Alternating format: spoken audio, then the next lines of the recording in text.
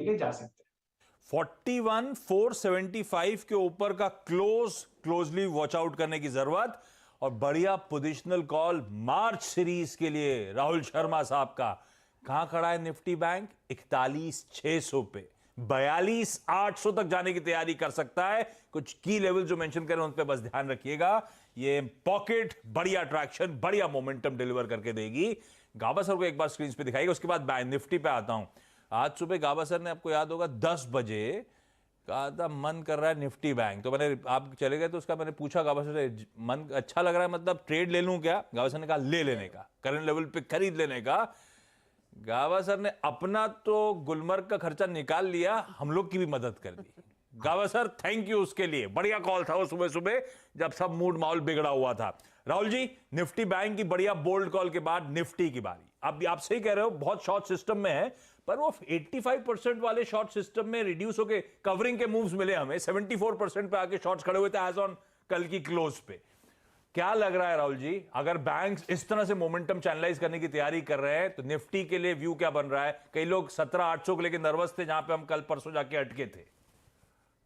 जी आशीष जी, देखिए जो लास्ट दो दिन के मूव हमने इंडेक्स में देखे प्योरली शॉर्ट कवरिंग पे थे। अब अगर यहाँ से एक डिप आती है, जो हमने आज देखा इंट्राडे में, फर्स्ट हाफ में एक डिप मिली। डिप सब्सटेंशियल नहीं थी, लेकिन अगर एक सब्सटेंशियल डिप आती है तो फ्रेश मनी मार्केट के अंदर आएगा, यानी कि फ्रेश बाइंग हमें देखने को मिलेगी। तो जब दोनों साइड से प्रेशर आएगा, एक तो शॉर्ट्स आपके कवर होंगे 17,800 के ऊपर, और दूसरा अगर डिप आता है और फ्रेश बाइंग आती है तो उसमें एक डबल थ्रस्ट मिलेगा मार्केट को। मैं डायरेक्टर साहब से रिक्वेस्ट करूंगा, जो चार्ट मैंने शेयर किया है वो उसको थोड़ा सा मैं यहाँ पर विस्तार में एक्सप्लेन करना चाहूंगा कि निफ्टी का सेटअप कैसा है।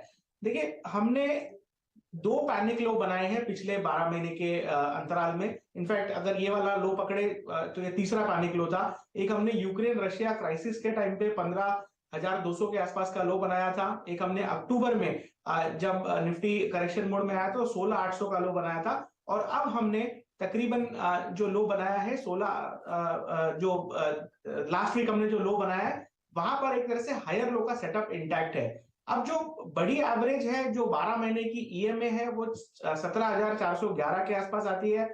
और साथ ही में जो बड़ा एक सपोर्ट है मूविंग एवरेजेस का, वो है 17,000 पर। अब नीचे की तरफ की तो हमने एक तरफ से जो नेगेटिविटी थी मार्केट ने यहाँ पर रूल आउट कर दी है।